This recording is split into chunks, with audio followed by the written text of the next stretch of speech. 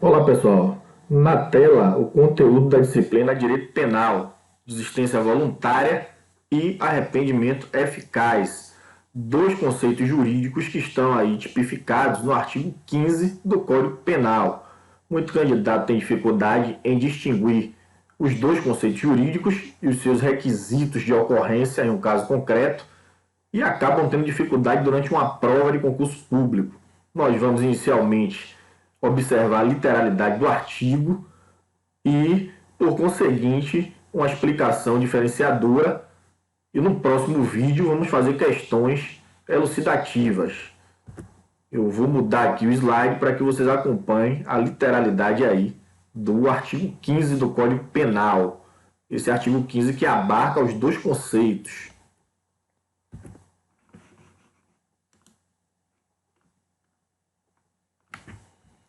O agente que voluntariamente desiste de prosseguir na execução ou impede que o resultado se produza, só responde pelos atos já praticados.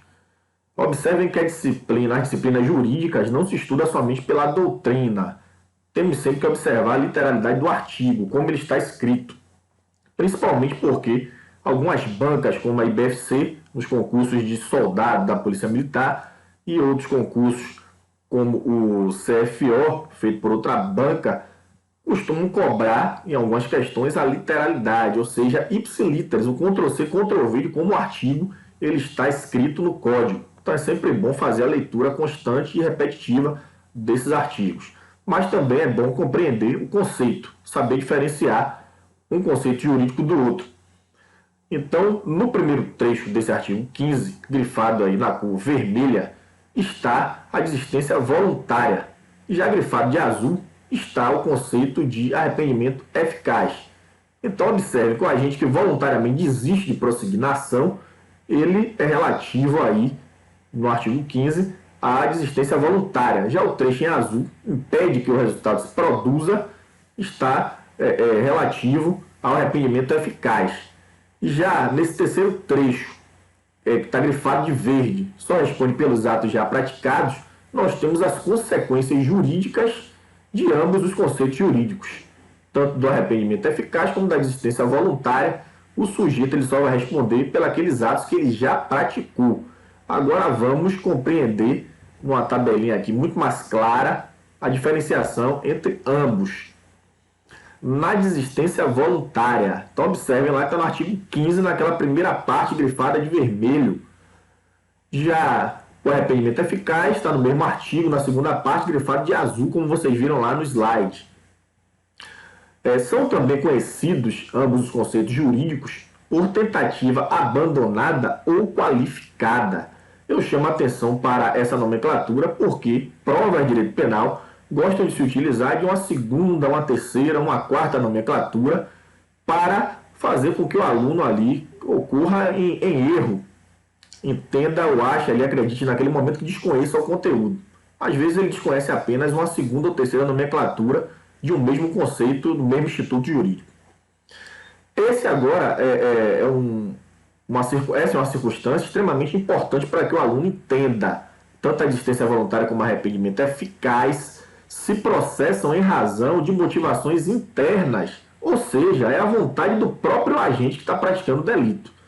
Então, se o agente ele tenta ali, o autor do delito, matar uma pessoa e ele desiste por conta própria, voluntariamente, ele entende, olha, eu não quero mais praticar esse ato é muito danoso, esse ato é prejudicial para mim, é prejudicial para a família da vítima e eu não tenho mais a intenção de praticá-lo.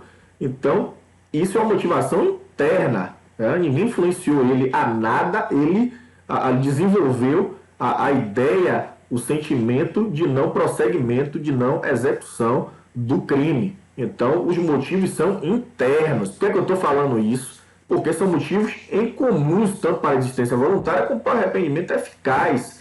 É por isso que estão topograficamente tipificados no mesmo artigo 15. As motivações são íntimas, internas por parte do agente.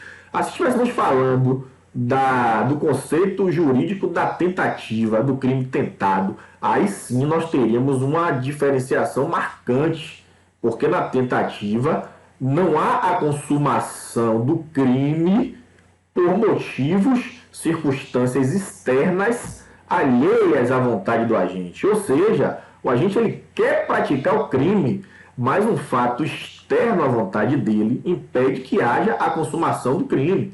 Então, por exemplo, se alguém tenta matar um inimigo capital e a intenção dele é realmente o óbito, é levar a óbito aquela pessoa, mas quando ele vai executar o crime, ele é impedido por uma viatura da polícia militar que passa pelo local.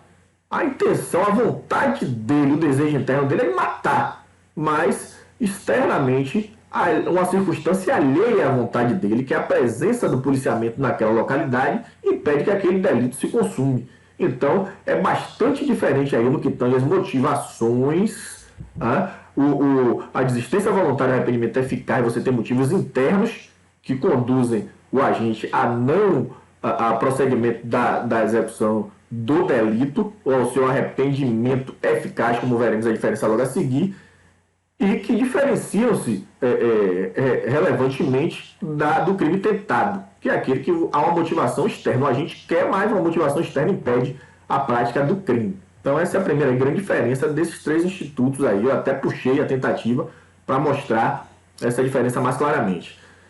Em seguida, a não consumação por circunstâncias inerentes à vontade do agente, na desistência voluntária. No arrependimento eficaz, nós temos também a não consumação por circunstâncias inerentes à vontade do agente. Então, é justamente o que eu acabei de falar. A motivação, a vontade interna do agente que permite que não se consume o delito. E na tentativa, é uma circunstância externa, como a presença da polícia, como eu exemplifiquei. Qual é o momento em que ocorre ambas as hipóteses? Vamos observar que a desistência voluntária ela ocorre durante a execução. Então, o agente, o autor do crime, ele está praticando o homicídio. Durante a execução do homicídio, ele tem lá um revólver com 5 munições, ele efetuou 2 disparos, ele ainda pode utilizar mais 3 munições que estão aí no revólver, no tambor do revólver. Ele tem um revólver com capacidade para 5 disparos, ele só utilizou 2. No meio dessa execução, durante a execução, ele desiste. Voluntariamente ele diz, não quero mais praticar esse crime é de prejuízo absurdo para a minha vida, eu estava de cabeça quente, eu não quero mais praticar esse delito. Então, ele desiste aí durante a execução. No arrependimento eficaz, nós vamos observar uma diferença aí em relação à desistência voluntária. A primeira diferença, ocorre após a execução. Então, há uma utilização de todos os meios disponíveis para se chegar ao delito. Então, aquele sujeito que tinha lá, naquele exemplo anterior da desistência voluntária, 5 munições no tambor e só utilizou 2, no arrependimento eficaz é necessário que ele utilize as 5. Ele gastou todos os meios que ele tinha disponíveis, que ele tinha acessível. E depois que ele acaba, ele utiliza todas as 5 munições, ele diz, olha, me arrependo agora do que eu fiz. Isso é um crime absurdo, bárbaro, e eu vou tentar agora minorar as consequências. E ele vai lá e presta socorro à vítima. O detalhe é que esse socorro, que esse arrependimento, ele tem que surtir eficácia. Ou seja, a vítima ela não pode sucumbir, não pode vir a óbito. Então, quando ele salva essa vida, aí sim, ele preenche aí os requisitos do conceito jurídico de arrependimento eficaz. Porque ele agiu voluntariamente, motivado por circunstâncias internas, ele quis aí a desistência do prosseguimento do delito, das consequências piores do delito. Observe que é muito próximo os conceitos, mas há uma diferença do momento.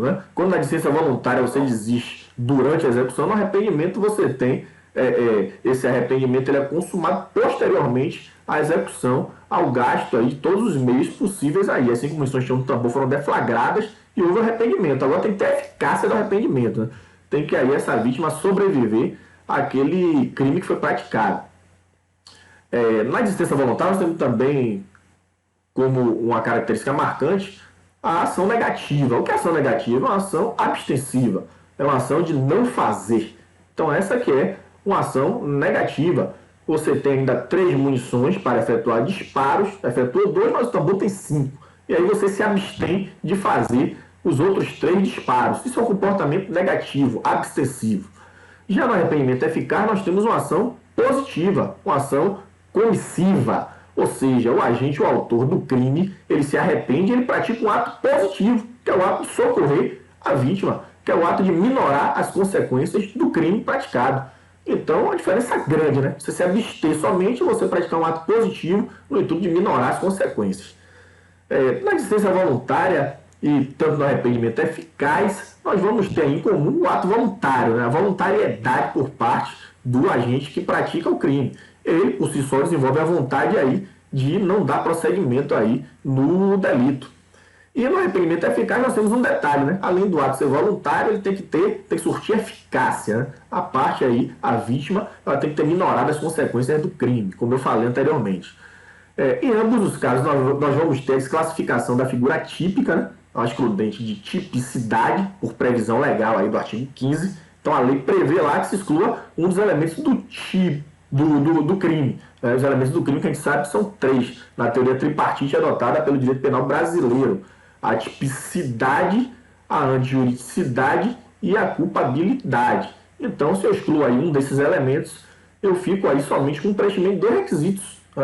Uma teoria bipartite que não se aplica no direito penal brasileiro, eu teria que ter o preenchimento dos 3 elementos. Então, por que exclui a tipicidade? Então, a previsão legal do artigo 15 dizendo, nessas circunstâncias, nós vamos ter aí uma desclassificação da figura típica, sendo que muito cuidado com essa desclassificação da figura típica. Por que cuidado? Porque nós vamos ter, em parte, o preenchimento, sim, de uma figura típica.